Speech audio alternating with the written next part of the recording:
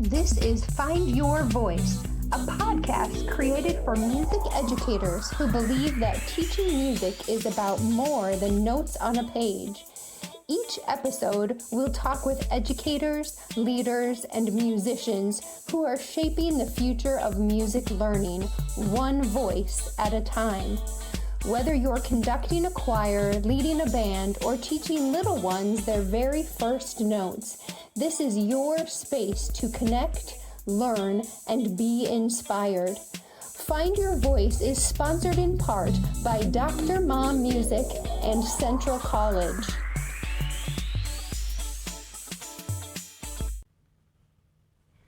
Hello, this is Dr. Mom Music.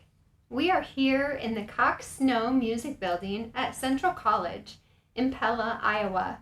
We are ready to go with Find Your Voice in the podcast studio today. As we begin, we have the vinyl records on the wall and the music ready to spin. And most importantly, we have voices ready to be discovered and stories ready to share. Stories that have never been heard and that will help to inspire the next generation of music educators, to continue to motivate current musicians to keep going through the toughest of days. Music educators have a story to tell. Their stories lie in messages they share with their students on a daily basis. They've gone through 4 years of schooling, and perhaps maybe even 5 years of education, but in those years they've suffered through the music theory exams, piano proficiencies, and lots of different recitals. They've played their major and minor scales, and they've learned to master their applied instrument. But more than that, they observed in different music classrooms in many different school districts. They've watched and they've waited their turn to get into those school districts, to have the opportunity to work with students. Their passion lies in teaching music. And when they actually have the time and the resources to get into the classroom, their joy is found in working with students.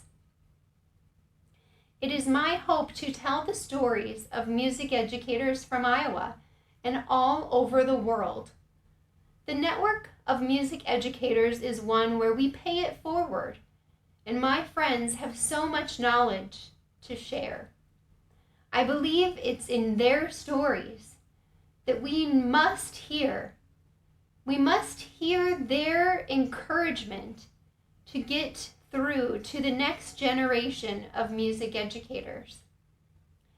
I want to know how they found their voice, how they became excited to teach, and how they learned to follow their dreams. Because I know that my own dream was impacted by different teachers, and I know that I began to follow my dreams thanks to many educators along the road. As I sit here in the podcast studio, I have an empty chair beside me, but I know that I will soon have it filled with many different people. I have so many other friends that I have ready to come join me.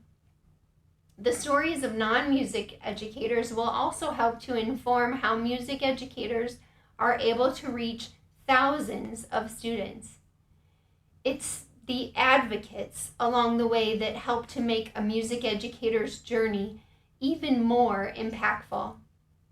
It's the stakeholders that help to amplify what music teachers do on a daily basis.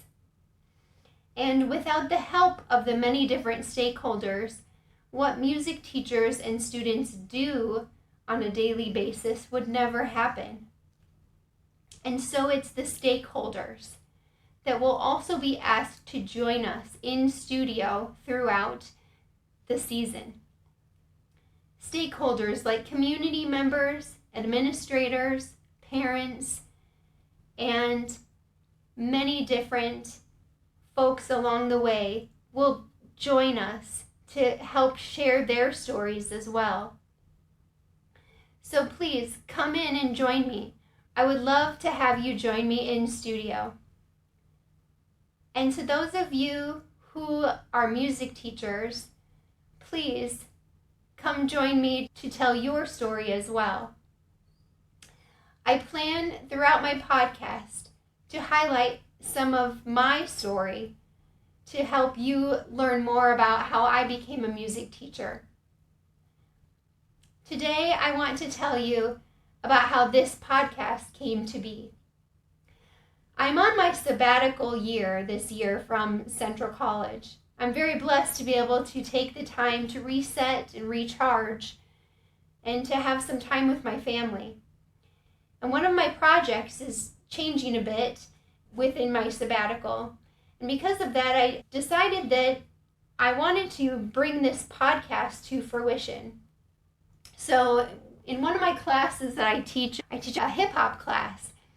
It's called an LAS, a liberal arts seminar for mostly seniors here at Central College. And they do a podcast as part of their coursework. And last spring, they put together a podcast, and one of my students said, it would be pretty cool if we actually had a whole season within our course for a podcast. And that really got me thinking. So I decided that we would begin to use a program called BandLab that makes it very easy and user-friendly. I saw the excitement as students began to create their podcast and incorporate music into their podcast. And I thought, okay, this is something that my students can get excited about. I can do this too. And so we worked on it together. And this summer, I dove in myself. And you know what? It's been a lot of fun. I've learned a lot along the way. I loved seeing their creativity shine, and it's been a lot of fun where I've had some time to learn more about BandLab and get to create my own song for the beginning of my podcast and some jingles throughout and some commercials and so on that you'll hear throughout my podcast as well. It's been a lot of fun for me to work on this endeavor. So if my students are working on a podcast project for my class, then I'm also going to be working on a podcast. I wanted to learn more about it during my sabbatical so that when I go back to school for my hip hop class, every semester had a season.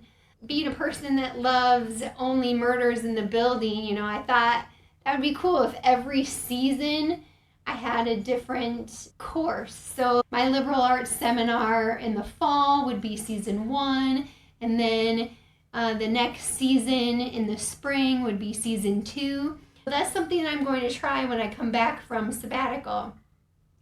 So right now, I'm learning how to put the podcast together. So I have Find Your Voice with Dr. Mom is my podcast, and then my students in my hip hop class will have their own podcast. I'm the kind of professor that if I'm going to have my students do something, then I like to have done it myself, or at least as best I can. So here I am. I'm doing the thing and I'm giving it a try. I had to create the space because, again, I'm like my 7th grader. I have the aesthetic put together to make it happen. So I have my podcast studio here at Central all put together, and it's very aesthetically pleasing. I'm actually really excited for this project. And at the end of the day, I love to talk to people. I love to hear people's stories. And I love the thought of sharing music educators' ideas, because no matter how many podcasts I listen to, I wholeheartedly believe that AI will replace millions of jobs. But music, it could be written by AI, but I'm still going to pay to go to a concert. It might be a concert of music written all by AI, but I will still go to pay to hear a live performance of that music being played, because my heart and my soul will be moved, and someone, a live person, needs to help to teach those people to play those instruments, or to sing those pieces, or to come together in a choir or an orchestra or a band to make those pieces come alive. And a conductor needs to help to make those pieces dance, and to help the audience to make their soul to rejuvenate and to come alive as they undertake that performance. And that's what music can do for all of us. Educators are not robots. We are the tools in which that music helps to enliven not only the performer, but the audience member. AI can't do that. And we need to continue to create the culture in which students and future music educators will create an environment where people are inspired. Inspired to create music and create song. And until I'm unable to do so, I want to help perpetuate that message. So whether that's through conducting and waving my arms, or helping people sing, or play ukulele, or having conversations here in the studio, or maybe someday teaching my own grandkids how to play piano, I want to be the cheerleader on the side of the stage, cheering people on to create music. I want those all-state quartets to find joy in tuning those chords. I want to see the first grade students strum that C major chord for the first time on the ukulele and have that gigantic smile and realize that they too can create music. So continue to find your voice. Sing in the shower. Sing really loud in the car. And never let anyone tell you you cannot create music, because you were born to create.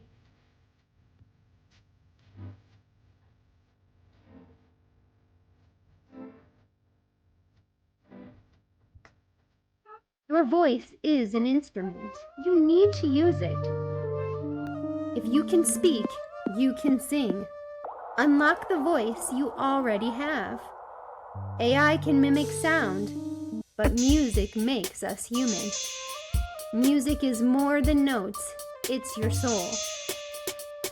AI can't touch that. Machines can copy, but music connects us. This podcast was brought to you by Dr. Mom Music on Teachers Pay Teachers. Find Your Voice and Sing to Me, Baby by Dr. Mom Music. Find more resources on Teachers Pay Teachers. You were born to create. Find Your Voice with Dr. Mom is produced, edited, and engineered by Dr. Sarah Van Waardhuizen. Music composed by Dr. Sarah Van Waardhuizen. To book with Dr. Mom, email dr.mom.music4@gmail.com.